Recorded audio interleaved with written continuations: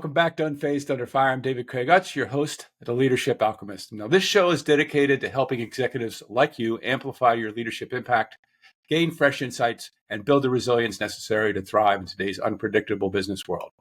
However, I am in the middle of 2 episodes that have a bit of a different focus right now that are dedicated to the upcoming U.S. presidential election. So as I said in my last podcast, I am stepping into the political fray a little bit. In our previous episode with Ryan McShane, who was the founder of HR Evolution, we explored the upcoming U.S. presidential election through the lens of leadership, examining the qualities that matter most when we're choosing a leader for such an influential role at such a critical time in history. Now, if you missed that, I highly recommend you check that out because it lays some of the framework for the conversation today. However, today's episode stands on its own, yet takes a different but equally important approach. It's not just about leadership at the highest levels, but about how the political landscape impacts our individual freedoms and our ability to pursue the American dream that's baked in the principles that this country was founded on. Now, for those who've seen The Matrix, you'll remember that pivotal scene where Neo's offered the choice between the blue pill to remain blissfully ignorant and forget about what he saw, and taking the red pill, which will allow him to wake up and see the truth and have to live with it.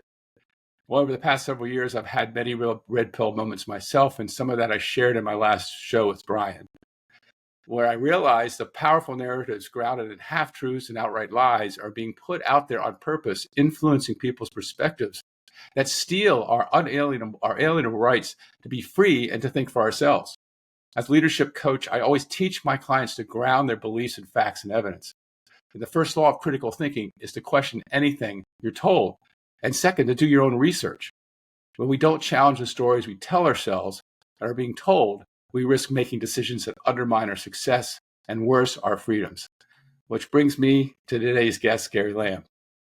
Gary is a YouTube creator and entrepreneur who has experienced the consequences of rising censorship in his country. His journey is one of resilience as he navigated significant challenges, including censorship that led to personal hardship, and ultimately woke him up to the forces that are limiting our liberties. Gary's story represents what many Americans have been experiencing, especially in recent years, a confrontation with the realities of rising censorship and nefarious political influence that can dampen our freedoms and dreams. He's turned these challenges into a mission to help others navigate these turbulent waters, and I'm honored to have him on the show and share his vision with us. And this is an important conversation about what's at stake, not just this election, but it's our ability to live the ideals of liberty and opportunity that define the American dream. So appreciate you being on the show, Gary. Thanks for having me. Thank you. Thank you very much. I just had to turn my mic off. Come on. No worries. Oh my God, I'm so nervous. Oh my God, I'm nervous. No worries. Don't be nervous. Just be yourself, man. You're great. And first and foremost, I want to say a few more words about you, just to introduce who Gary is, because Gary is a man of deep integrity and humility, as you just saw. He's a self-taught editor, producer, writer, and content creator with a special talent for short-term content. And he's also has come from very humble beginnings marked by periods of poverty. He's always embodied the values of hard work and perseverance. His blue-collar roots and life experiences have instilled in him a strong sense of compassion and drive to help others. He is the proverbial poster child of a servant leader who is deeply passionate about fairness and justice, and he stands firmly against prejudice and arrogance. He believes everyone deserves a fair shot of freedom and success, especially those who have started with very little. And I met Gary because one of his videos showed up in my feed, and I felt very moved by the video. And he was kind enough to make the time to get to know me a little bit, and since then we've become fast friends. I've been on Gary's podcast, and he's now being on mine. I'm glad to have him here.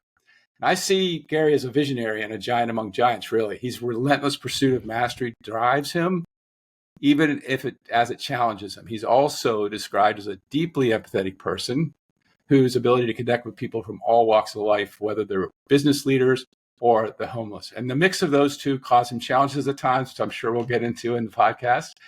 But they also remain his greatest gifts. And I've been very much looking forward to having you on the show. So again, welcome.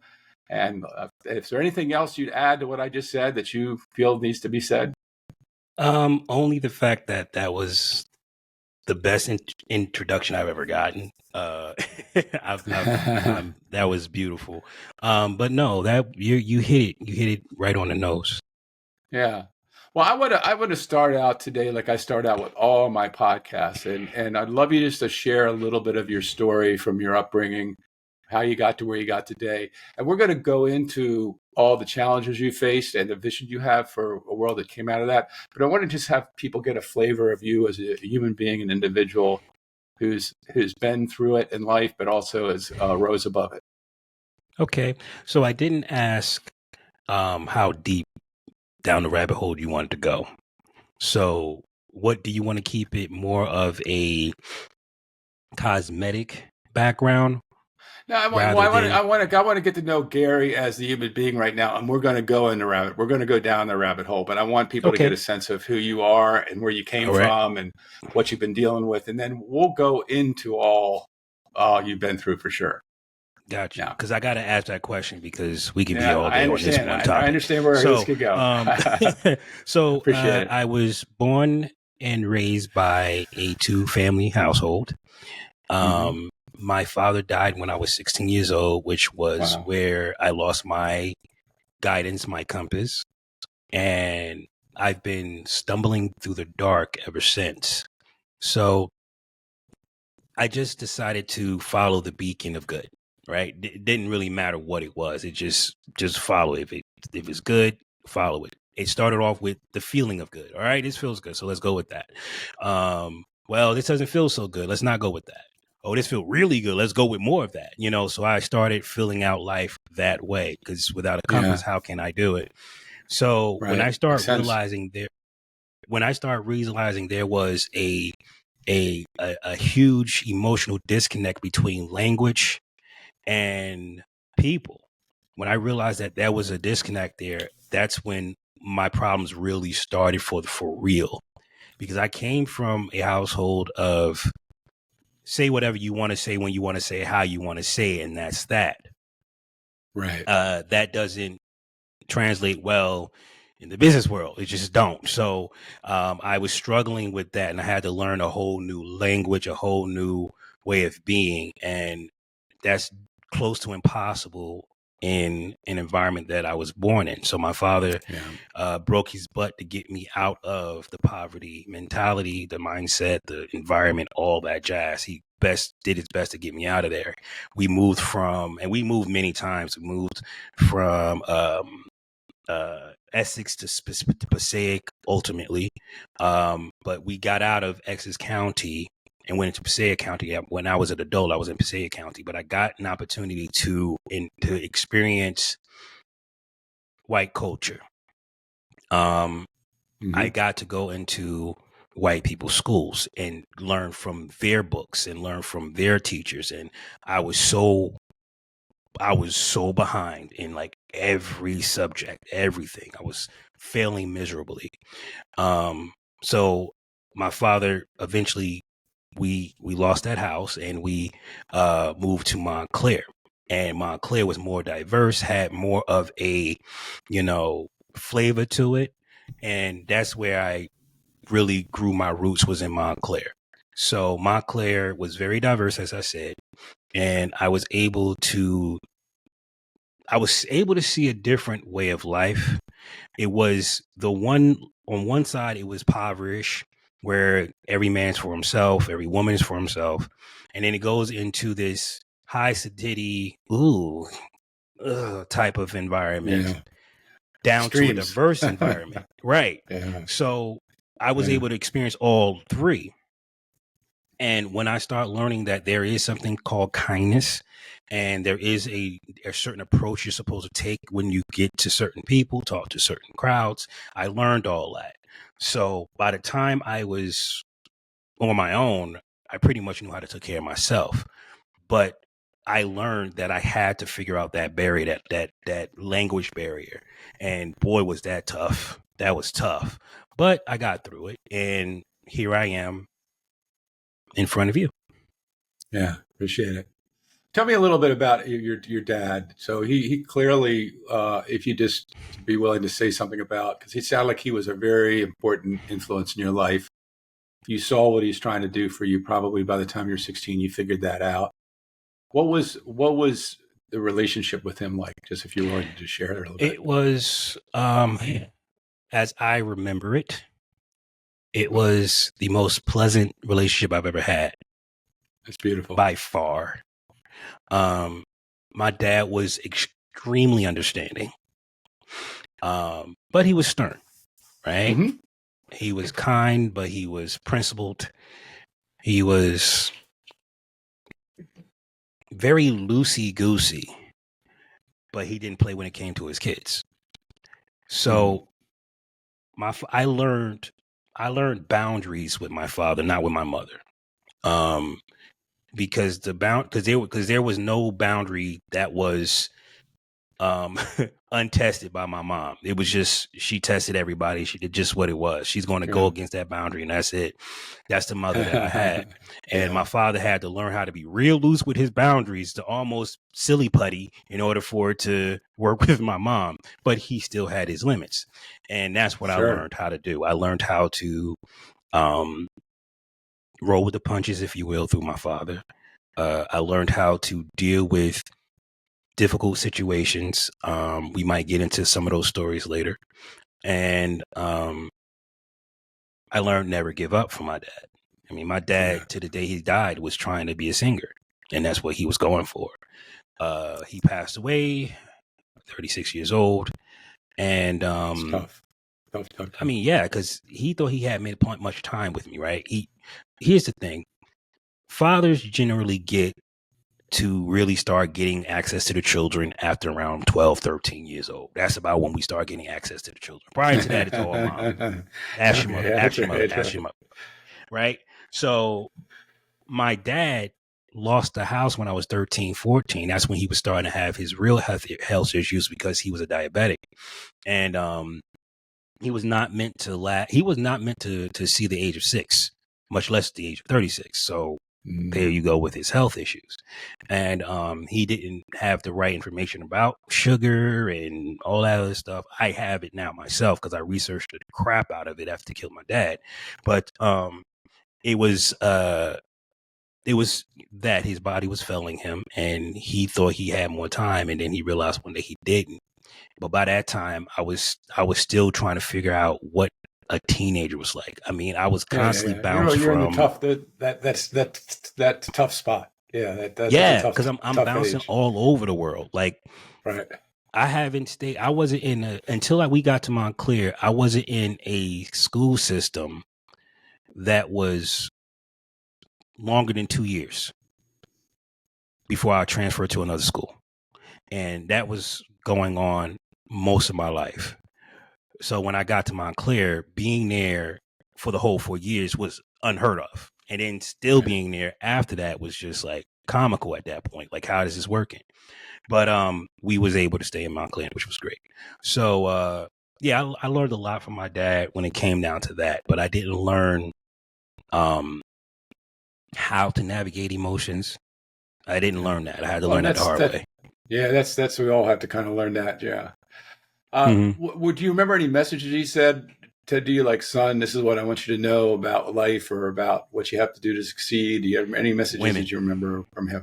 Yeah. Women. Yeah. He told me everything I needed to know about women. Well, that's important. That's that's important information. Yes, it is. I wish I would have met him. No, just kidding. But seriously, he was a beast when it came down to women, and he just knew how to deal with them, and it was that's what I learned how to. That's why I'm so passionate about talking about women. I'm so passionate about it.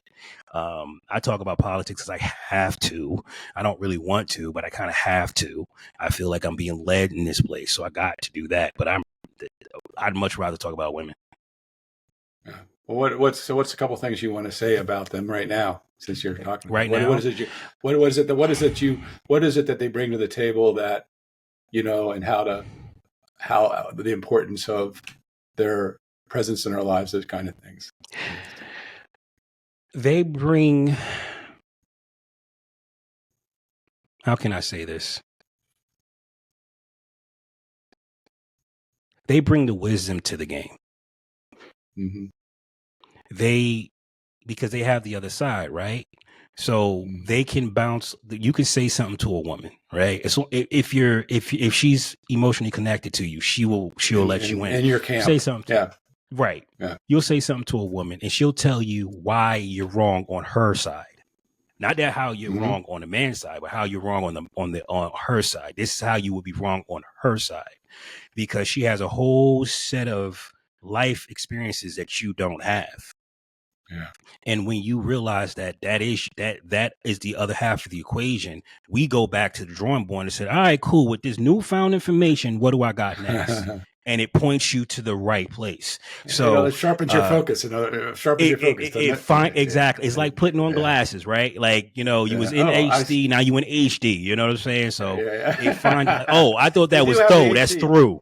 They do have the HD lens for sure. They have the HD. So it's like when you got that pencil, jotted down, and you now know where your point is going, it's much easier to drive. But when you're not really sure where you're going, what are you doing? You're looking at the road signs. You're seeing, trying to look down the street. We didn't get attracted to the shiny baubles and all the other things, all the possibilities. We're all over the place and wonder why we're running into stuff. Well, you don't know where you're going. You know what I'm saying? But when you know where you're going, you just chill. You like this. Focus. You know what I'm saying? You know, in 3.5 miles, this turn is coming up. Boom, boom, boom, boom, boom. So that's what women bring to the table. Unfortunately, they have been taught that they need to bring correction, which is not what they need to bring. That's what we bring. Yeah, I got it. Well, I appreciate you sharing that and sharing your background. And I have another kind of a new direction to go, just to go a little deeper about you. You indicated that you have both this drivenness and this empathy, or one that you feel intensely, but you also feel driven. Tell us about the blessing of that and the curse of that. Or maybe you can start with the curse and the blessing second. So let's end on a positive note. Okay, so you want me to start with the negative? Sure, why not? So we can end on the positive. Yeah. All right, so how I'm going to put this. All right, so I try to break things down into the simplest terms I possibly can. And I know most men love tinkering with stuff. Most men love things that lead to something, right? Mm-hmm. So imagine you're in a boat, and you said start at the bottom, okay? Imagine being in a boat in the middle of nowhere, okay? You can't see land for miles. You're just in the middle of the abyss. Do you care what's moving past you when you're trying to catch on to something? Yeah. You don't care if it's negative energy. You don't care if it's positive energy. You just know it's not nothing. Right. And that's the drawback of being an empath. I might catch on to the wrong energy because I'm desperate for something. And that's you're looking to feel something. Is that fair? I'm looking to feel something. And that's a very dark place to be. So I was numb for a long time when my dad died.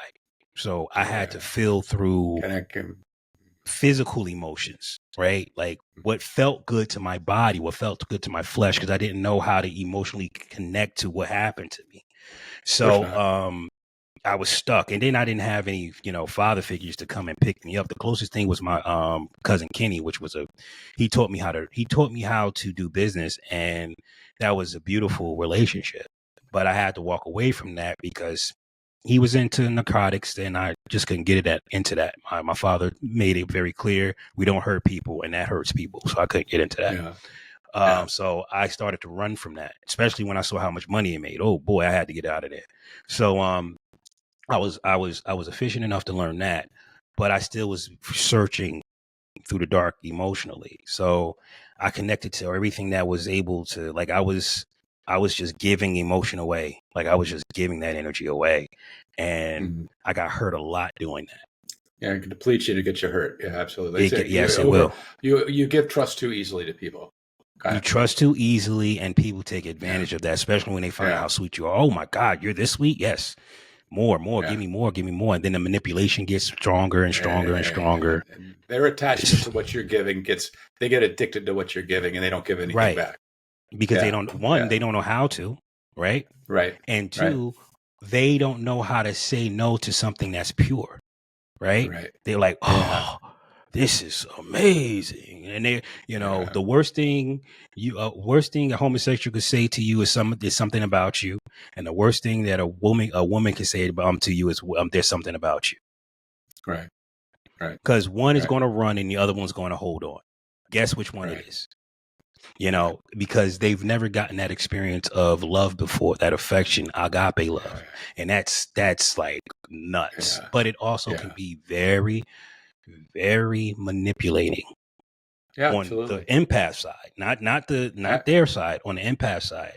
And I learned how to manipulate people with that.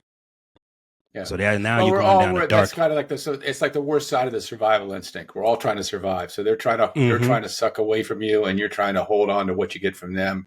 And it's not really a relationship, right? It's no. I'll give you this, I'll get this, and as long as we're getting and giving what we need, this is good. But as soon as that starts going and the scale starts going, the tip in the other side, you're talking about agave love. You're talking about we're willing to put up because I love you and I care for you at the core of my being. And you care about me at the core of your being. So there's going to be imbalance at times, right? And you're willing to go through that. And that's what love is all about, right? So really beautiful. So on the other side of this, what has it given you to have this combination? Oh, man. Like the good side of this is I connect. I like the bonds that I create are profound. They're amazing. They're sincere. They're authentic. They're take it like it is with love. Yeah. And got it. When you have that, oh my God, that ability, it flows through everything. Like it flows through the relationships. Huh? Go ahead. Would you call that your tribe? Is that your tribe? You're kind of connecting No. your team? No. That's just the energy. See, okay, so as an empath, I'm using the word empath. I really would like to use the word father, but this is conducive for now. As an empath, I can connect to you on such a level where I'll have you think about me when you have a problem. Right. Dang, I wonder what Gary would say about this. And because you know enough about me, you don't even have to ask me. You don't have to call me. You already know what I'm going to say. And you know what? He probably be right. And you'll be able to move on because you're having a sticky patch emotionally and you don't know how to get out of that. And you're not sure if you're being bullheaded or right. But either way, you're not getting what you want. And you want to find out how to get what I want. What do I want? I want that, but I can't get that. And I know I'm right about why I don't have it. Right. But I still don't have it. And that kind of bond, that kind of connection that I have, it's like almost like a transfer of energy, and you hold on to it. That's the type of bond that I create with people. So I don't necessarily have to be your friend for you to get that. Right. And then your drive is mixed into that. So if you look at, your creation of your YouTube stand and your continued effort to do that, and you're putting a lot of good content out, is there a mixture of the two that happens with that? Like, do you see how they're connected at all, or how you? Yeah. You're talking about the dark and light energy. Yeah. Well, I'm talking about you also, you're very driven. So there's a mix of empath and driven, which can be kind of conflicting at times. Right. Oh God, is it? Done. Yeah. Right. But there's a mix that can happen, a sweet spot with that, when you have the drivenness and the joy and the empathic feelings. Where do you find that sweet spot? Okay, where do I find that sweet spot?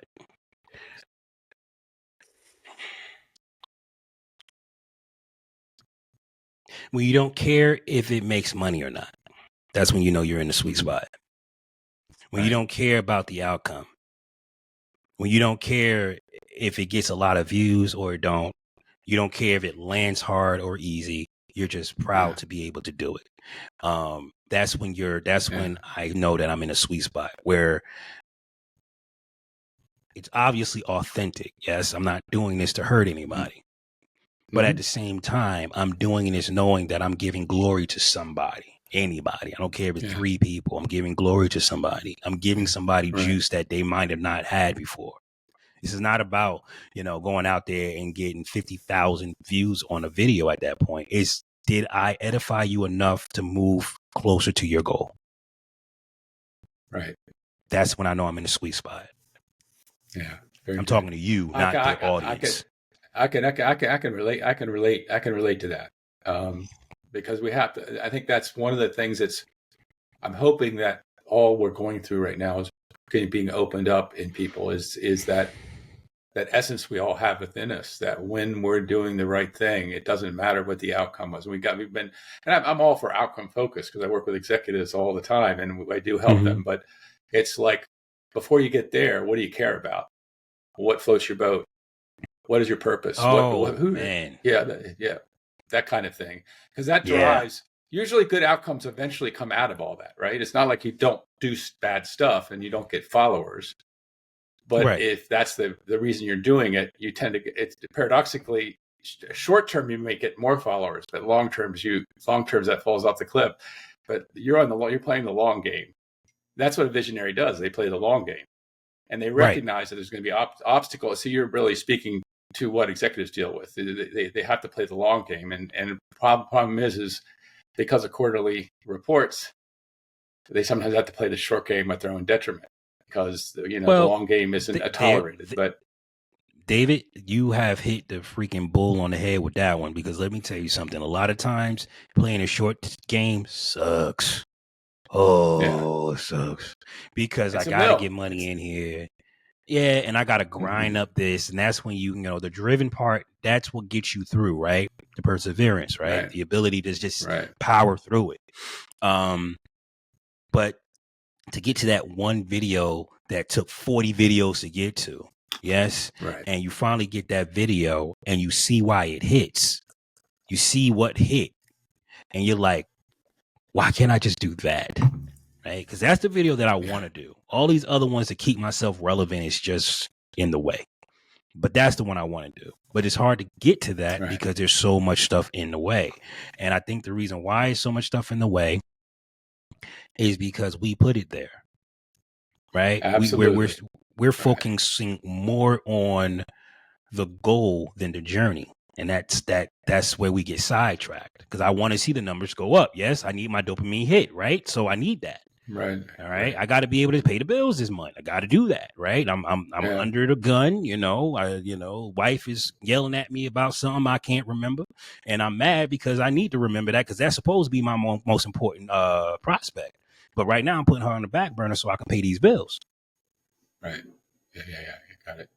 Well, that's the quandary we all face in life, right? And like to me, it's learning where to trust yourself and let go, trust life. And know that the game kind of comes to you when you're in your heart. That's what happens. If you're focused, it's not about just feeling all the time. It is about being focused and on point. I love the mixture of the drivenness and the feeling, because if you can get that sweet spot, then you become a magnet for what you're looking for. Sometimes that magnet is slow. Yes. But you do become a magnet. You start attracting people, attracting opportunities.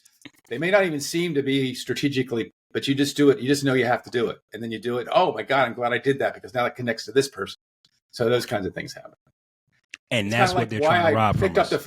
Why I picked up the email and called you, because I was moved. I said, that's what exactly. I got to my heart.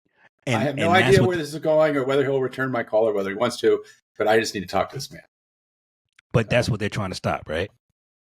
Exactly. How long, David? Yeah. You know how long I've been wanting to have these conversations? Almost 17 years. Yeah. I started YouTube so I can have these conversations. Right. That's why I started YouTube. Just so I can talk to people like you. Right. Men. Right. Because we couldn't talk. Everywhere we went, we was not allowed to talk. All right. Yeah, it's true. They always put something in the way, and it's made it where we couldn't just have these conversations. So I've always wanted to have them. So when you called me up, I was like, what I'm saying? Like, okay, let's see where this goes. Oh my God. Try it out. I love let's do it. Right. Yeah. But see, again, if you're not in a place of acceptance, which a lot of men aren't in because, they've been burnt hard. I mean, hard. It's like, how do you repair that? And that's why I'm pretty much like angry about being an empath, because I feel all that. I don't just feel the women's side, I feel the men's side too. I feel the silence that's coming out of you. I can see your stonewall, bro. You're not fooling me.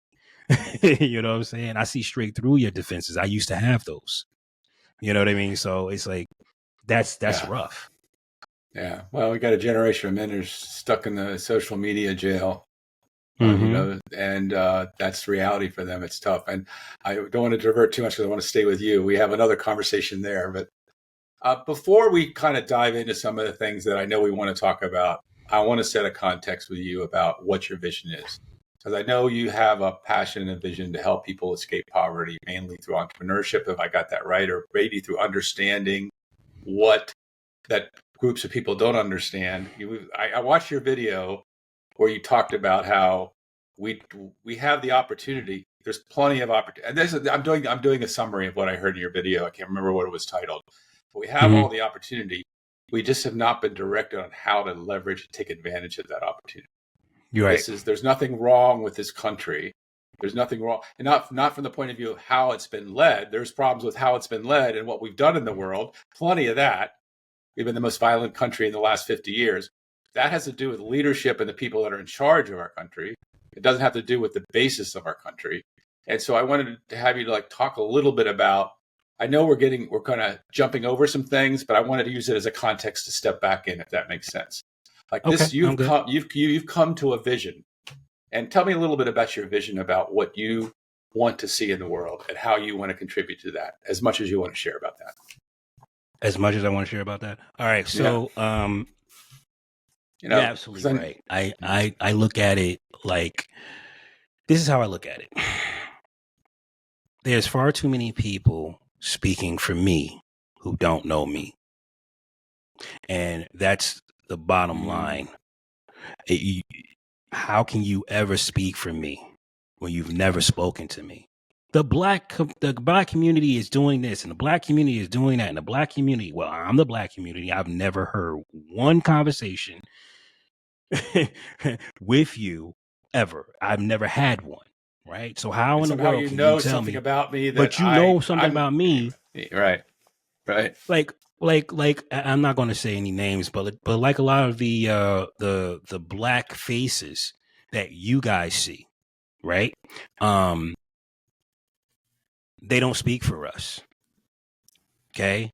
They do not speak for us. They speak for themselves, and they'll always speak for themselves.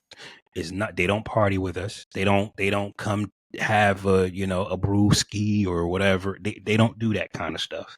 A Mountain Dew. Well, that's what what's his face name? It doesn't matter. But the point is that we don't have those conversations with these individuals, and yet they know exactly what we need, right?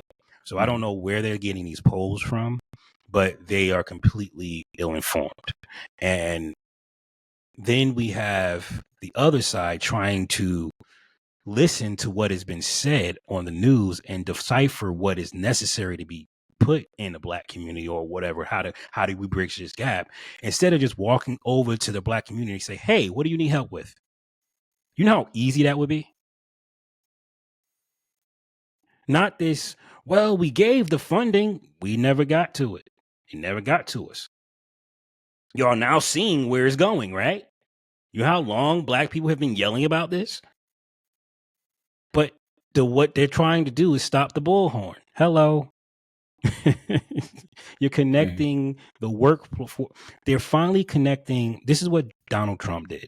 He connected the workforce with the billionaires. That was a bad move for America, the way it stood at the time. Yeah. Because the middlemen, the current people in power would like it to remain. That went against the because they're the middlemen. Yeah. They're the ones that get the money first. So they decide how you get it. Right. So when Donald came up, and this is what got me to really vote for him, he said, what the hell do you have to lose? He named us directly. He didn't know that was against the rules. He had no idea. He was just running for president. Yeah. I think that's what pissed him off. Their work class they just lost their workforce just like that. And because people were starting businesses left and right. So I was one of them. So that biggest problem is that we have middlemen. All right. We have middlemen who have their own agenda and they spike the prices up 3 times over every employee that they have. Mm-hmm. And then you wonder why we can't get ahead. Well, duh, here it is. So I think that's what's wrong with it. We got too many middlemen. Well, I also saw this, and again, this is where I'm stepping into territory that I'm still learning. I'm learning. I listen to Candace Owens a lot. I like her a lot. And she said that there was 2 issues that they haven't even touched in all their help: the literacy rate in our community, and how their policies have reduced fathers in homes, where we have like 7 out of 10 homes without fathers. And you just talked about your father just a moment ago and the impact he had on your life, and that is not happening for girls and boys in homes that don't have dads. So, I mean, I don't know if that also points to something as well, but to me, there's the second one probably isn't as an easy a fit because we've let it get to the place it's at. It's going to take time to build that back up. But the other one is real easy to fix. Which one is that one? The literacy rates. Not really. No, it's not. No, you need fathers to fix that.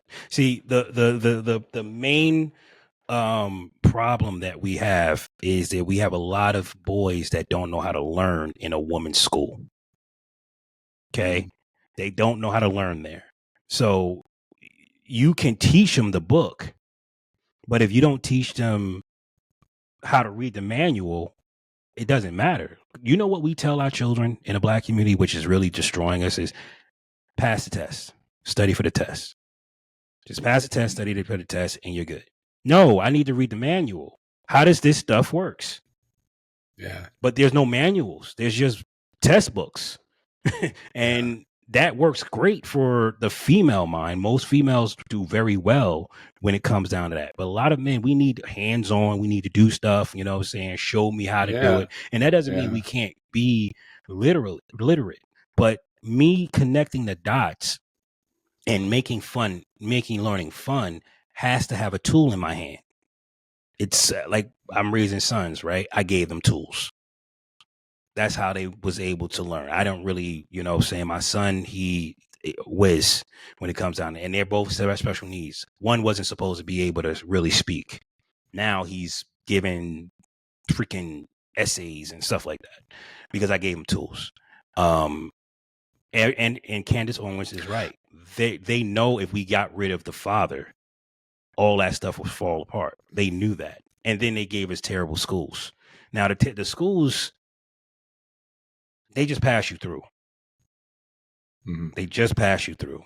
And it's almost like getting you out of their hair because they don't want the numbers to look bad. We got a whole season that we want to talk about that after the election. Right. Yeah, I mean, so what you're saying is, and I hear you saying is, I don't know if it's getting the scent of the trail right. All the people that get you to pass the test and all the ways that they pass you through the schools, in a sense, is that the middlemen that are getting paid to make sure that those results happen? And so those are the middlemen. Those are middlemen. So what we do is we put these people in schools, we teach people how to create the tests, make sure they pass the tests, other things that you said. And we get those results so we can look at the chart and say, look at how people are doing on test scores. They're doing better on test scores, which has nothing to do with the actual practicality of living life. There you go. And learning how to take advantage of the opportunity we have. They're not teaching civics classes. They're not teaching entrepreneurialism. They're not teaching engineering. They're not teaching things that could actually help an individual thrive in the economy. They're not teaching you how to work with your hands. Yeah. They're not teaching you how to work with your hands. They're teaching you how to work with manipulation. What do you mean by that? Like Okay, so I have this type of degree in this. I have this type of degree in that. I have this type of degree in that. So I'm worth this. No, you're not. But that's what you think. You think you're worth something because of the money you spent on it. Yeah. That has nothing to do with me as an employer. This is how much you're worth. I don't care what you say you're worth, but this is how much you're worth. And that inflated ego that comes along with the one who do believe they're actually worth that, it destroys the market, because now they're saying, "Ooh, you are not worth it because you don't have this credential, you don't have this credential, you don't have this credential, but you don't even have people skills. You don't even know how to treat people on that level, and you wonder why you suck in business. You suck in business because you're not paying attention to people.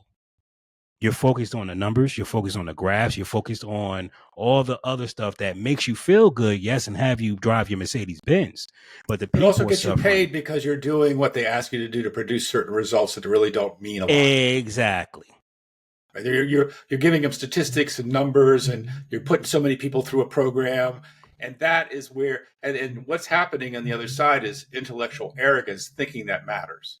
There's probably belief. I would say that there's probably some fervent belief that we're doing good, but it's really doing nothing, and it's hurting. It's not doing anything. But and this is why when what was her name, Montgomery? I forget her first name, but the black woman that went with Trump and basically told Harris off on that, and she went viral. Basically, they had her on, I think it was Fox or something or other. I can't remember her name, but you guys can look her up at another day.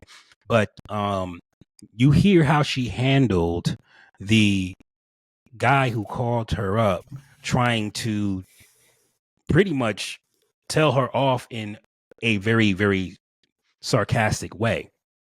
She took it to, and you could see her eye doing this. And she, basically that was like, you're getting on my nerve, you're working my nerve. And she told him off in a way that was very, very womanly. I guess I can't say that. I don't know which one. It was elegant. He got a talking to.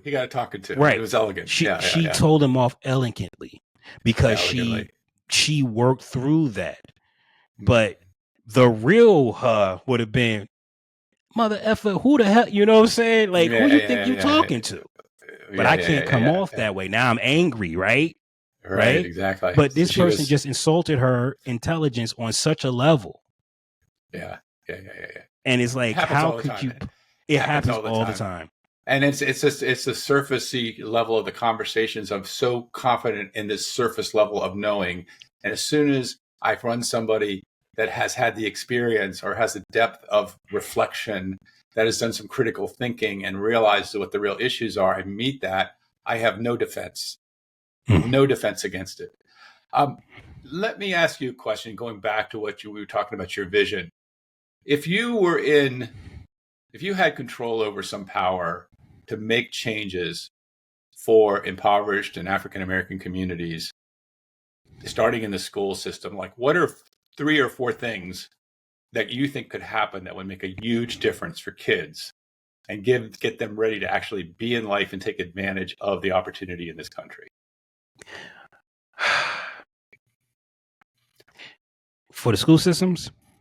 Well, however you want to answer that based on what you know and what you're passionate about. I mean, it doesn't have to be in the school system, but just thinking about like if they would take that money and invest it in this way, in 10 years, you would see our community rising economically, or in shorter time than that, 4 or 5 years, you'd see us rising economically and contributing to society in a whole different way. Give the authority back to the mother and dad. Yeah. That's it. There's nobody on the planet Earth that's going to pay more attention to children than their own parents. But they have to be able to do that, right? They can't be stuck at a job for 80 hours a week. And that's where we are right now. Parents are stuck at jobs for 80 hours a week, and you wonder why the kids are falling apart. There's nobody that's teaching them the ropes. The best thing that a child can see is the mother and father argue and sit and then next day playing and hugging and stuff. You know what I'm saying? I love you. I love you too. I love you. So we can argue and still love each other. Really? That's possible. Yeah, it's possible. We don't have to do the whole divorce thing. Right. You know what I'm saying? So, if you can put that back in the kids will do far better in school. But what's going on? You're working too hard just to keep on. And I say this all the time. I keep saying this. If you really want to fix your children, sell your house. Just sell your house. Invest back into your kids. That's how you do it. But too many people are investing in my image. Oh my God, I'm this and that. Again, all that puffed up ego. And then you wonder why you're being put in a home at 60. Dude, that's what you did to your kids for the last 20 plus years. You put them in a home. It's called school, but you put them there. Yeah. Well, again, this goes back to what we value in the society versus what we ought to be valuing. And we've gotten, I don't know, your thoughts on how do we get so far away from those values? Do you think that's been on purpose? Do you think we've educated people out of this?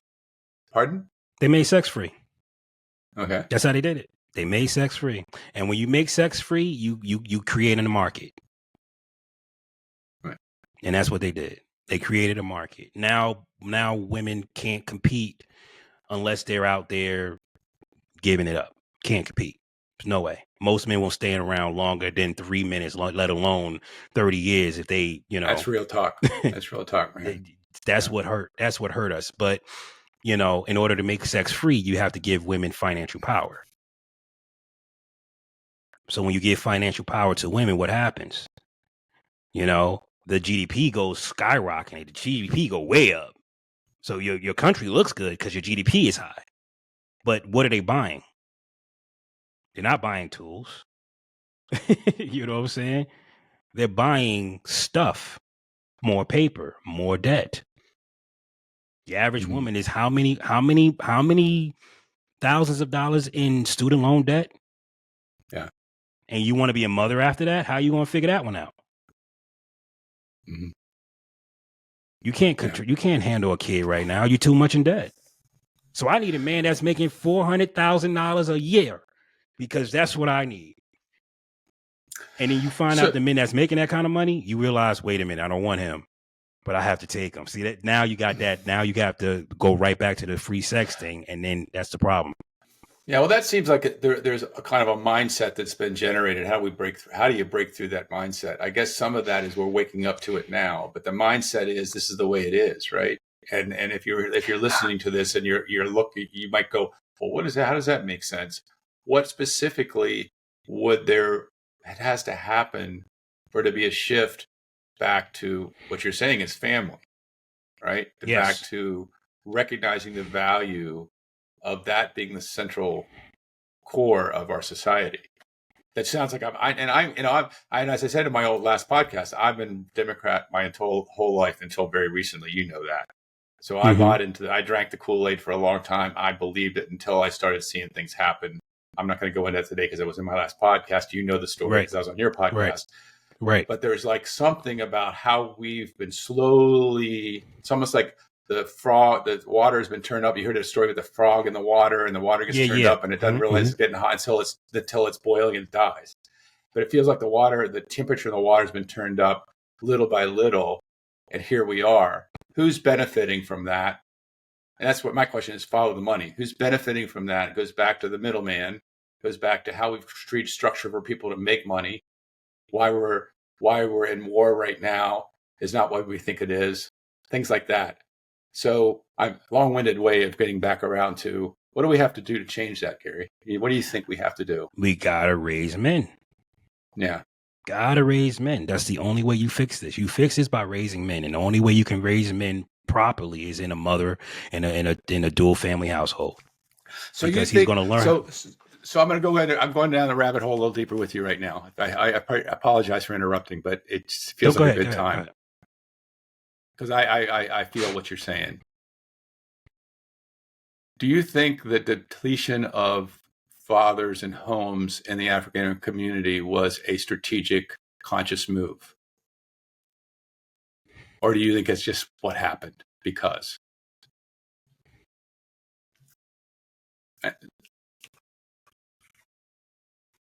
This is and a the hard depletion of answer. it. But it's men across the grain. I'm focusing on African American, but there's men, white men, all men right Oh now no no no no are no in no trouble. no! Yeah, I know this is not a racial or sexual conversation. right, This is not a you did it so you're to blame. This right, is a human function in all of us. right, It's default. Okay. right, If I close my eyes and I put you in the same situation that I was in, you would have found the path that was best for you and you will still get through it or you will die. Right. right. But you'll be just as jacked up as I am. It got nothing to do with better or less or no, this is a human functionality. You put somebody in that situation, they'll find their way out, but they're going to bump their head a bunch of times. So I don't want to say this is getting out because the same thing's happening to white people. You can say that welfare and the government split up the black man and woman, and you'll be right. But what do you think divorce is doing? You Yeah, think divorce is doing the because you same thing. call it something else that it's not Yeah, doing the same absolutely, exact thing, absolutely, so absolutely right. they just change it up, Yeah, so yeah. yes, I do believe it was directly dealt to do that. Now I don't think they meant to do it to white people. I think what happened was a little leavens the whole lump, right? You do a little bit, it gets bigger and bigger and bigger and bigger and bigger and bigger. And before you know it, you got this thing spiraling out of control and you don't know how to catch it. That's what I think happens to the white community. You can't deny people getting funding, right? But what happens when people get funding and they realize that if they decide to try to get out of it, it's going to cost them more. They say, well, I'm better off just staying on the system than going out to work. And that mentality does speak volumes to a lot of people. So you're going to get people that's going to do that. Then you're going to get people like me that's just going to get off of it no matter what I do. Right. But yes, to answer your question, I do believe they did do that on purpose. I believe that they saw these uppity N-words getting uppity too much because we wasn't stupid. We saw what was happening. We were saying the same thing now that we were saying then. You say you're going to do something and then you don't do it, right? You say you're going to do this and you don't do it. You got all these black people right now saying, what are you going to get for your vote? What are you going to get for your vote? Well, you even heard Kamala say, I can't just come out and say I'm going to help black people. Why can't you? Trump did. And that's another reason why a lot of people are looking down this rabbit hole. But tell somebody who's never had a father, you need a father. Try. Good luck with that. Good luck with that. It's not going to work, because they're going to say, I never needed a father. No, you need a father, but you don't see it because you're living in an area of experience that you get away with that. Well, you're being conditioned that that's okay somehow. You think it's Mm-hmm. okay, right? And so yeah, I appreciate that. But the bottom line is that we've kind of got what we got right now, and what we have to do is move in a new direction, which I think is part of their main reason. And I want to see if it's okay. I'd like to go for another 35 minutes or so. Is that okay with you? Sure. I appreciate it because we're just getting into some good stuff here. Okay, cool. And you'll have to come on. You'll have to come on again, probably. If they want me up, I'll be here. Yeah, okay, God, I appreciate it. Okay, I want to back up. Like, I know that we talked about some big stuff. We opened up some can of worms here, but I want to back up to your experience and how you got to where you got today. So this is where I want you to share about your creativity and how you started building your YouTube station and where that went and where that brought you to and where you are today with all these things that now you feel. I feel like, I don't know if you would say 3 years ago, I was thinking about what I want to do the same way as I do now. No. But it's life has kind of forced you into a place where you say, yep, this is where I'm being called. This is where I'm being called. I don't like what I just went through. And I realized I went through that because I learned something and now I'm called. That's what I feel. Is that fair to say? That is fair to say. That's very accurate because I started with YouTube.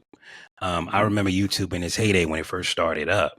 I remember my very first video that I set up. I don't have it, but I remember they deleted that account. But I remember it, like it was yesterday. I was using a lamp in this old, well, it was state of the art back then, but it was old. And I still have that camera actually. I bought me a DSLR and started to utilize that to do my videos. And then I discovered that you can make money online. When I discovered that, it was game changer for me. I went really, really hard for about 3 to 6 years. Most of it was offline work. Most of it was offline work, but it started online. This is why I think that I have an idea that's going to blow people out of the water because I know how to do it. I've done it many, many times. I've pulled myself out of poverty 3 times now, and I can do it. I mean, I'm not saying I like it. I can't stand it. I never want to go through it again, but I know why I went through it, right? Every single time I went back to poverty, there was an economic crash. Every time. And I got shook off the ledge. Like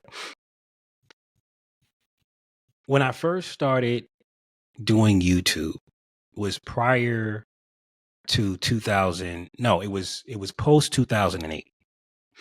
I was in mortgages at the time, and all of a sudden the economy blew up. And you know that whole old saying, first hired, last fired. I mean, last fired, first hired. Well, that happened to me. I was the first hired. I mean, last hired, first fired. And at the time, I didn't know what to do. My wife was 7 months pregnant. I just bought me a brand new car, and they just suspended my license. Now, if the license was suspended for something I did years ago when I was like 16, 17 or whatever. I had my license. Don't get it twisted. It wasn't like I was breaking the law. I just didn't have any insurance. So got in a car accident, and then several years later, government came after me and said, you got to pay this. If you don't pay it, we will not reinstate your license. So my license was suspended for 5 years. The government, we need to stop doing that to people. That cripples men. The ability to move is insane. You can't cripple men like that. So that's got to stop. But how would you know if you never experienced it before, right? So I have nowhere to go. The closest job I can get is 30 minutes away from where I live because it's close to impossible to get a job in a Black community. Not because there's not jobs that's being had, but because you have to work for a corporation that doesn't pay much, or you have to go 30 minutes, 15, 30 minutes away from where you live. And when you bring that money back, it doesn't bounce around. It doesn't go to your landlord is not Black. Your landlord is not Black. Let's just say that. He's putting his kids to school. You know what I'm saying? So, and the people that you buy the food from, the people that you buy the groceries from, the people that you buy the gas from, the people that you go get your tires rotated from, they all have businesses, but you don't. You have a job. So you're the one supplying them with their income. But it's just easier and cheaper to go to the tire shop down the street with Pedro, who can't speak a lick of English, because he has those used tires for $100, as opposed to having to go to Firestone and you got to spend $600 for a fresh pair of tires because they don't sell used tires. You know what I mean? Or you got to get a whole new tire because the nails in it's too close to the sidewall, man. Like I can't use a plug, but this is what they teach you, right?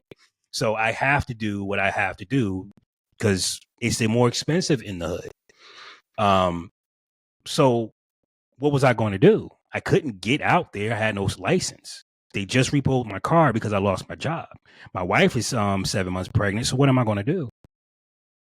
So I started YouTube. That's what started YouTube. A crash. And every time there was a crash, I came back to YouTube. That's And how you I did got well. here. You did okay on YouTube too for a while. The first time around, it was an open city. It was the Wild Wild West. Anybody could do good on YouTube because it was fascinating to listen to people talk about nothing and all of this stuff and just have a good conversation about good things where you didn't have to come up with thumbnails and tags and hashtags this and you had to do all that. Just had a conversation that was edifying to the soul, and boom, you did good. Right? Now you got to compete with all this other stuff. The thumbnail has to be just right. You got to send it out at the right time. It's just like crazy. Yeah. It's just nuts. Right. But you did earn some money to support your family through doing that. Did I? I was making bank. Because I wasn't doing political stuff. I was teaching people stuff. Yeah. So I was teaching people how to dig themselves out of the gutter, right? I was teaching people, because keep in mind, even though I lost my job in 2008, it wasn't that I lost my job that hurt me. I lost my ability to drive that would hurt me. I couldn't drive. You got to understand, I've always worked with my hands. Always. There's always a bike that I can get my hands on, I can sell. There's always something I can get my hands on to do something. It was just what it is. I'll clean your carpets, bro. I'll clean your carpets. I'll paint for you. I'll knock down that wall you need me to knock down. I was a beast. Right. Yeah. But when I lost my car, I couldn't get to the job. What's the point of having Craigslist when I can't get there? Right. You know what I'm saying? Exactly. So I lost my ability to drive. So that's when I went to YouTube. Right. But yeah, I was definitely doing well because I was teaching people how to do that. I was teaching people how to get off their butts, how to stop having excuses, and showing people how to do that online, which is very, very, very tough to do because I can see the potential in you, but you can't see it. That's beautiful. And that's problematic for you and for me because I want to see you do good, but I can't get you to do good. And I could show you the way. If you're not willing to go, it's nothing I can do though. Like, yeah, that's right. It's been a lot of times. What did you get what were your followers up at the peak of your success in YouTube? What were you? I didn't have many followers. It wasn't. Right. This is the channel. Is this the channel? Make money? No, this is not the channel. I didn't have many followers. I didn't need them. I had quality followers. I had quality prospects. Right. I wasn't going for views. I was going for a specific prospect. So the people that were coming consistently, and when they were coming to you, that was helping with the advertising piece for the YouTube. They were coming to learn how to make money. Yeah. Right. So and I created a path where they didn't have to have money. Right. So that's what I was doing. Right. Now, what I started learning after the fact is that YouTube was trying to snuff people like that. They didn't want those type of people on their platform. So they started taking them out. I didn't know why, but I guess people was complaining about the path or whatever, what have you. I really don't know. But I got snuffed. My channel got snuffed. And they took down my website. They said I'm no longer to use their advertising with my website. And then when I set my website the way up that they was agreeing with, it didn't convert at all because the type of people that I was going for need to be led, right? They see a whole bunch of words, they just walk away.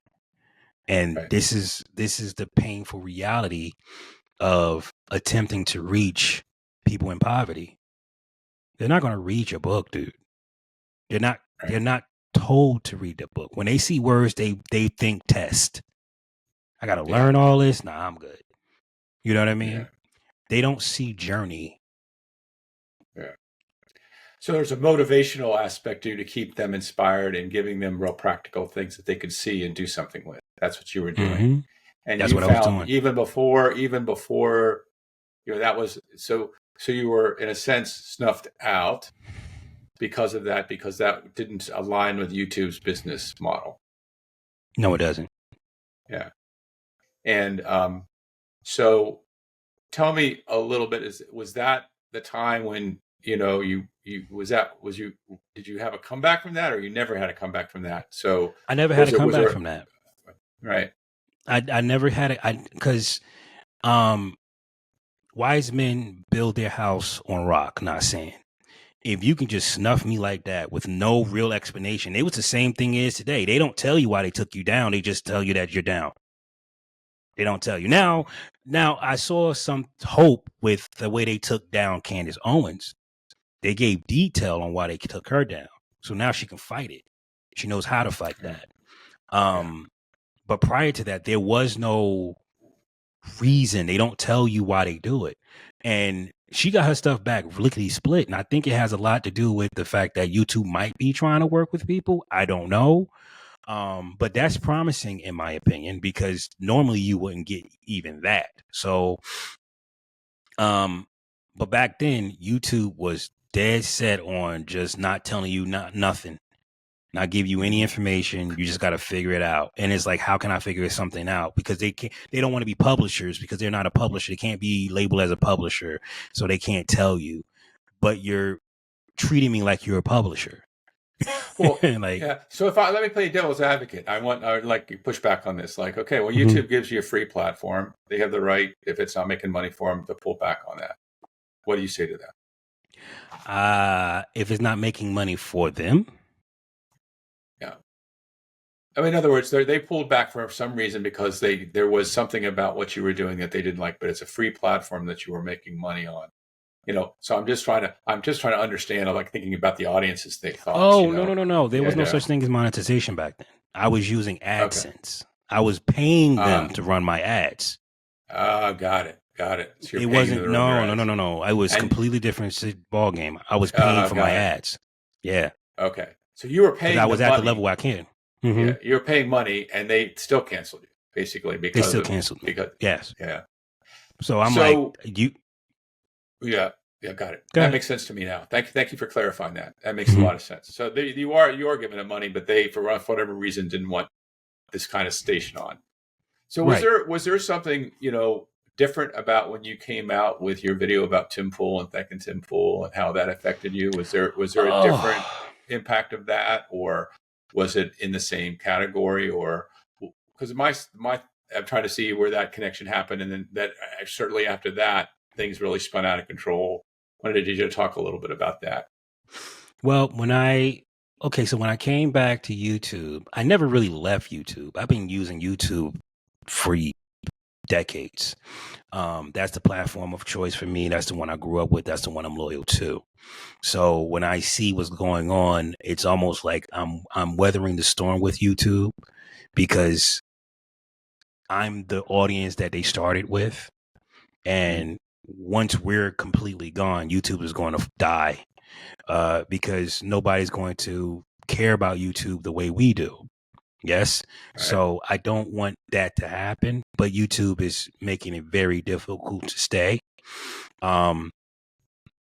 And what brought me back from because I didn't come back to make money on YouTube. I just came back because I just wanted to have a say, because that's what I really was using it for. I was using ads to get in front of people to run my business, but it was legit. It wasn't no sketchy stuff. It's just that my website they didn't approve my website for whatever reason. But once that happened, I really didn't want to be bothered with that, because I didn't like the idea of being knocked off just without no explanation. I hated that. But it's still freedom of speech. I could talk about it, talk whatever I want to talk about. So I will come out periodically, just talk about things that was bothering me. I got a video up here. Never mind. I'm not going to talk about that one. I'm going to talk about the other video that I got. I have another video. I have multiple videos talking about relationships and just sharing my grievances with what's going on. And I didn't start learning about what was going on in our culture until late.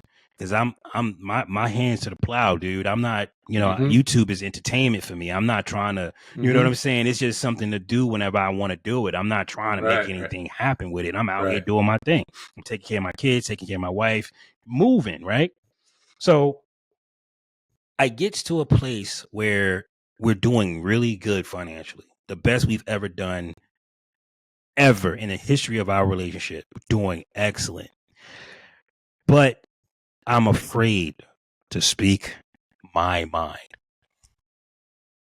Me. I ain't talking about you, David. I don't care about you. That's your problem.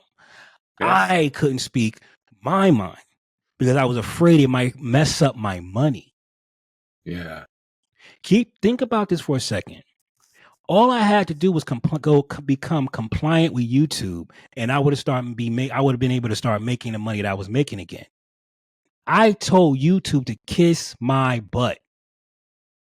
I'm not doing it, and did something else. That's the type of man you're dealing with. Mm-hmm. And now I'm afraid to speak my mind. How did that happen? Yeah. Well, what was that about? What was it? What was the fear about? I was not allowed to like my president.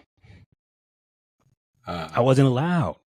I'm hearing about people losing their jobs because of their political views. I'm hearing people going, being pretty much crucified for saying Trump and all this other stuff. I'm seeing Trump getting destroyed everywhere. I mean, destroyed. I mean, they going after this man. And I'm like, what happened? Like, he's a this. I mean, prior to 2016, Trump was awesome. Everybody loved Trump. Trump was awesome. He was on Oprah. He was on The View. He was on Everybody loved this man. I think he went to Chelsea's wedding. I mean, he was everywhere, right? He was loved by many, and then just like that, they turned on him. Just like that. And I'm thinking, all right, okay, whatever. But then I'm starting to notice that people were treating you differently when they found out you was a Trump supporter. Mm-hmm. So I got scared about talking and speaking my mind. Keep in mind, I'm a 1099er at this point. I don't work for nobody. I work for myself. Right. And even then I was afraid to. You see what I'm saying? Mm-hmm. So when I was sick, man. I was talking to my boy at the time, my best friend, not my boy. I'm talking to executives. I gotta talk to executive talk. Well, I was having situations, whatever. I'm buzzing, but I was talking to my boy Kyle, and he was in a donor shop or some type of shop, and we was talking about Trump, and we was talking about how much we appreciate what Trump was doing for the Black community. We was like, yo, man, I mean, I got extra money in my, He did a ton. He did a crap ton. And this is why it shocked the heck out of me that so many Blacks turned on him in 2020. You know what I mean? That shocked me. Like, what? But then you start realizing the demographic who turned on him. It wasn't the working man. It was the educated Black woman who turned on him. And because he's not liked there. he's gaining steam now, but up until that point he wasn't liked there because of all the news saying he's a racist, he's this. When you can't get your message out to that person, they default to the one they're seeing, and that's the machine that pretty much destroyed him. They did the same thing to Michael Jackson. They did the same thing to Bill Cosby. Why all these people? Why are we knowing about this? They're doing the same thing to P. Diddy, but nobody's talking about Ellen and what's going on with her. Why is that? Why is Ellen not as big as P. Diddy right now? Because that's what they want to push. It's their machine. They could push whatever they want. So people know about Ellen, but not many people are talking about Ellen. Not as much as they talking about P. Diddy. So it's like this kind of stuff is going on. And you realize that this is just their way to say, look over here so we can do something mysterious and malicious over there. So I'm again, back to the story. I'm talking to my boy. We're talking about how we love Trump and how we love what he's doing for us. And we're starting to get terrified because we're seeing the change. We're starting to experience. I'm losing friendships over conversations. Oh, was this post 2020 election? This is post the election. So this is before the 2020 election, right before the 2020 election. I'm losing friends over conversations. And I'm like, dude, what are you talking about? Understand that the people that I was talking to was still bound to a corporation. I wasn't bound to a corporation. I was making my own money on the street, so I see money move differently than somebody that's on credit. You know, I work for you, then you give me a check 2 weeks later, then I pay my bills. That's credit. Okay? Yeah. Yeah. I got my money first. Yeah. I And got you my decide money what to do with it. before, Yeah. and I decide what I want to do with it. Done, the work's done. Right. I get paid that day. That's $150 right now. I can go buy a bike, turn that $150 into $300, and I'm looking at this on the streets. Yeah. Yeah. So it was easy for me to be a 1099 because all I needed was cash. That's what they interrupted. So I'm sitting here like, I'm doing great. Things are wonderful. Everything's moving. My business is starting to flourish. I'm building my credit. I'm paying down bills. I'm doing what I'm supposed to do with money because that's what money does. Money pay down bills. Money pay debts down. That's what they don't want circulating. But the moment they start realizing it was too much free cash going through the black community, they had to stop it. They had to stop it because you don't want us flipping our money like that. What? And you believe that free money moving through the black community had a lot to do with Trump's policies and what he was doing. Absolutely. Yeah.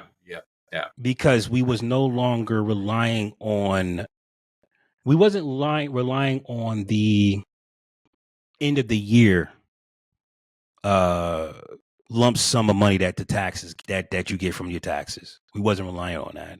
We was able to start making money between one another. I was able to do business with other cultures because I now had money. All right. When you're on the system, you can only do business with corporations. You can't do business because the corporation is the middleman. They hire you to talk to your customer. That's how it works. You know, you're the one serving the customer. You're the one doing, but they give you the supplies. All right. Mm-hmm. So when you think about it that way as a business person or whatever, what have you, you see you don't need them. You need funding. But you can't get funding because you don't have the credit score that you need. You don't have the connections that you need. You don't have the business know-how that you need. So you're defaulting to what? The corporations. You have to. Whereas you were finding more fluidness in the economy with Trump and his policies, which allowed you to work more on cash and flow cash and leverage cash. And that was what was being shut down, that began to be shut down close to the 2020 election. It wasn't shut down at all. It was booming. Remember, before they shut down the country, America was kicking tail. It was one of the best. It was the best economy of my lifetime, for sure. Bro, people forget that. Everybody was happy. Like, DoorDashes was. I don't know. Was DoorDash back then? I think they were. I know Uber was, and I was doing Uber. Man, people were happy, but there was a section of people that was very furious. Those were the people who liked service. I'm gonna leave it at that because I don't want to blow anybody out for whatever I'm thinking right now. I don't want to do that. But people, because if I say the word that I'm thinking, it's going to label a person, and I don't want to label that person. Because it's a spirit, not a label. But labels hurt, when you're attached to a label, you get what I'm saying. So I'm sitting here watching this happen. I'm watching people afraid to say Trump. I'm watching people losing their job because they're saying Trump, or at least being eyebrow beaten. And I didn't know what fascism was back then. I didn't know that's what it was. I just thought, this is weird. This is really weird. Why can't I? And I said to my friend while he was in that shop, I said, say Trump. He said, no. I said, say Trump. He said, no, I'm not saying Trump. I said, why won't you say Trump? He said, I'm not saying Trump. Then he walked out of the establishment. Then he said Trump. There, I said it. I said, that don't count. Nobody could hear you. That's when I made the video. We're talking about something that we are afraid to talk about. Yeah. In a country that has a First Amendment, right? Right. And that's what made me do that video.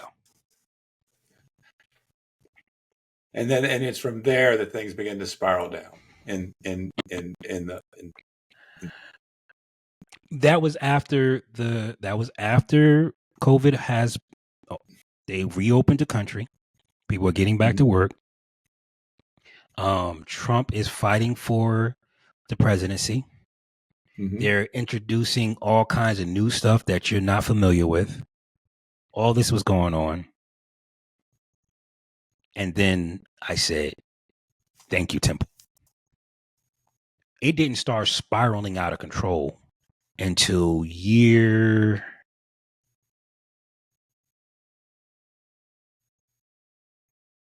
about year 2 in Biden's presidency. Yeah. That's when it really started to spiral out of control. I was already struggling by that time because they depleted my money, right? Countries shut down. I'm making moves that are based upon getting this lump sum of money at the end of the year that was due to me because I worked hard and I was supposed to get this money, but it was held up. I didn't get my tax return, right? They held it up, which to me is seed money. That's the money that I need to do what I got to do. So I'm thinking I'm about to re-up, no problem. Credit stacked. I mean, stacked. I'm like 780, 785 score. I go in this thing like I'm going to do this. You know what I'm saying? Got a great credit score. I got 10 G's coming. That's all I need. That's going to replenish the 7,000 that I lost during COVID and an extra $3,000 to do what I need to do. Right now, I was supposed to have 17 grand. That's what I was going in with, but 10,000 is enough. I didn't know they was going to destroy the country the way they did. I knew they was going to make it bad, but I thought at the very least it'd still be as good as it was when Trump left. No, they reversed everything. Yeah. Everything. Full stop. Reversed everything in an economy with an influx of immigrants that don't belong here. Yes. Now, I didn't know nothing about that. That I didn't know. Yeah. I didn't know that people was coming into the country illegally. You know what I'm saying? I've always had to deal with illegal immigrants my entire life because at the bottom you are going to deal with it, right? That's your competition, basically. So I knew they were there, but I didn't realize that this was going to happen. So when I finally started getting to a place of depletion, I was yearning for my tax return, didn't get it. And that's what really rocked me. I didn't get my tax return. Turns out somebody stole my wife's identity. And from a COVID scam. Yeah. From a COVID, or what, or something. I don't know. I don't know if it was PPP loan. I don't know. Something. Yeah. But at any rate, something happened, and they said that we underreported $18,000. Turns out somebody got 18 grand from the whatever. It was nuts. We don't know what happened. Yeah. So that's what knocked us off, and right back to square one. Yeah. Yeah. So, I think people are watching this and saying, why is he supporting Trump? And you're giving me some good reasons why he supported Trump, because he created opportunities. I also liked that your video with your lovely the other day when you talked about this whole thing, and this is where kind of the part of the conversation will start wrapping up soon here. But Trump is divisive.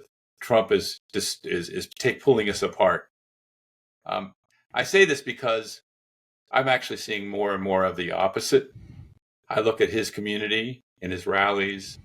I see that they don't talk about that 20 to 25% of the black vote is moved in his direction. He's got the Hispanic vote at, I think, 55% now. Younger people are moving over. And I started feeling like I actually have had the experience myself. And you're an example of this, of feeling more connected to a diverse group of people, because it's a sense of being American first. And then we're trying to figure out how do we leverage the opportunities and support each other and our mission and what's up and how can we help each other. And it's felt very freeing to me. And I think that, and I look at Trump remaking the Republican Party into a big tent party. I just feel like that there's been a that it's like, who is dividing us is the question. So I'm wondering what your thoughts are on, is he a divider or is he a uniter? And I think, I also look at the people that are complaining that he's a divider. They don't seem to be the people that they say that he's dividing. Okay. They seem to be the people that want to put another thing on him that they want people to believe that isn't true. What do you say about all that? All right. So I know exactly where you're going with this. I get it 100%. Yes, Trump is in fact dividing the heck out of this country. Yes, he is absolutely doing it. What the other side that don't like Trump don't understand is that they're the eyeballs. They're the outsiders. They're starting to see how small their numbers really are, and it's terrifying them. So now they're saying Trump's dividing us. Yes, he is. Pick a side. You want to pick Kamala Harris, who wants to take 600,000 plus babies every year through her policies? Go over there. You want Tim Walz, who's teaching your children that they can change their gender? Go over there. You want open borders so you can help the homeless and help the needy? Go over there. We'll do it our way. The way that's been working for the last 4 million years. Right. And I think that's what's terrifying them. Their new way of doing things only work for them. It doesn't work for the country. It just works for them. That's the beauty of a republic. What we're basically saying is, okay, you take your state, we'll take ours. It is absolutely a division. The problem is they're realizing how small their numbers really are, because you can fluff your numbers with millions of dollars. You know what I mean? You give a campaign, you give a person $52 million, then go online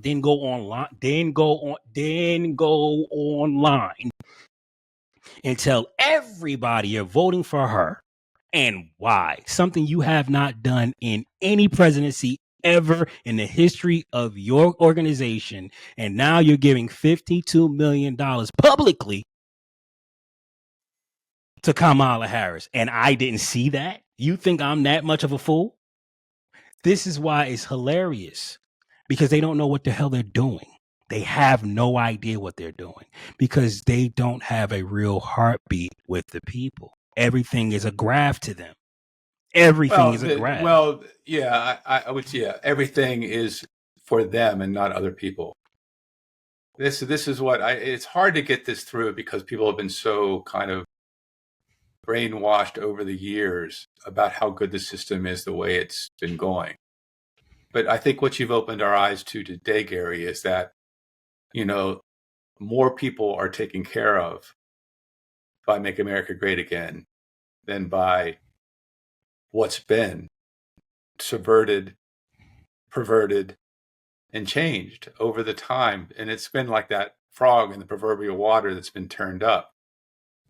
More and more of, to me, it's always about follow the money. And I know that, this is going to sound radical because I said I've been a Democrat all my life. I didn't vote for Trump once until this election. I'm voting for him. But so I voted for Biden. I voted for Biden last time. Welcome aboard. I know it hurts to say that. It hurts to say that. No, it doesn't. Yeah. It's pleasant. I love being able to say it. Yeah, because it's to me, we literally, I agree, we have to take our country back and provide opportunity to everyone because that's what our forefathers created in the structure and principles of our country. And as I teach my leaders all the time, if you start following tactics and your belief that something could change from a tactical standpoint, you're going to get into trouble. But if you live on principles and values, you can self-correct quickly, and you tend to, it's kind of goes like this, and then platforms, and goes like this, and then platforms, and goes like this. And you've had your downs, and you've made yourself back up, and you've made it back up because of your entrepreneurial spirit and your drive and your caring.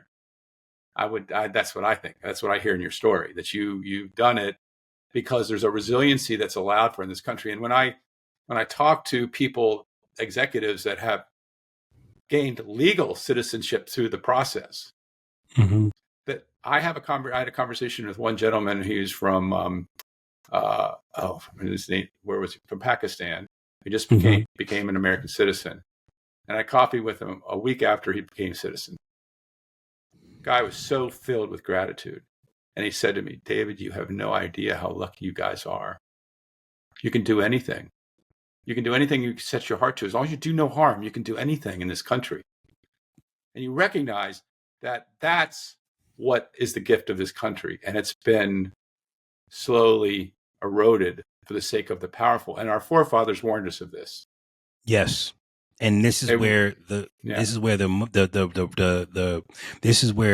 turning point happens when it comes down to Trump dividing us. I want everybody to know that when we say you're dividing us, that means that we're basically crossing the line. I'd rather be here with the Republic. I'd rather be here with a Constitution. I would rather be here where love and discipline and patriarchy roam free. Right? That's where I want to be, because men are self-sacrificial by nature. That's what we do. So you give a man a cause, game over. Game over. Yeah, we got to re-inspire that. We have to re-inspire that by educating people, if you have that, and there's a way to take advantage of that. There is a way to take advantage of it. And not using the school systems just to get people ready to work in corporations. Which is what they've been doing. They got rid of the fathers and they did that. Yeah, exactly. So, wow. Appreciate it. Any final words for you as you just said a lot there, but anything else you'd like to share before we complete for the day? No, not really. I mean, great. I was here to be prompted. Yeah, you would ask me a question. I think we could have many shows, really. So, I really we definitely can. Yeah, I thank you really much, Gary, for sharing your powerful journey today and with us, and your story of resilience and facing adversity and dealing with it and finding ways to get through, and also helping us understand how political forces have impacted liberties and prosperity for people that we really want to help.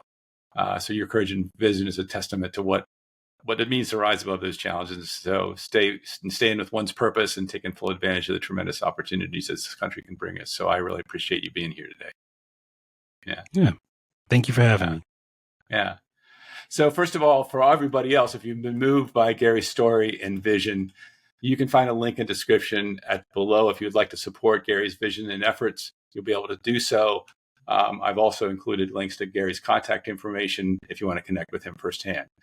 To everybody else listening, I want to thank you for joining us on what I think is one of the most important conversations I've had on the podcast. Your time and attention is genuinely appreciated. If today's episode resonated for you, I encourage you to share this with others, whether they're entrepreneurs, leaders, or anyone that's navigating today's complex political and social landscape. And Gary's story speaks to the heart of what so many are experiencing nationwide, and also demonstrates the power of the human spirit. So as always, you can catch this episode or all others on YouTube, Apple Podcasts, Spotify, Amazon Music, and across 15 other podcasting platforms. A link to that full list of that is right below in the description as well. As we close, I want to remind you of the incredible impact you can have as an executive leader on others around you. When you challenge the narratives that limit your potential and the potential of others, you open the door of true empowerment. And this election season and beyond, let's all lead with courage, integrity, and commitment to make sure we're taking advantage of the freedoms that define our society.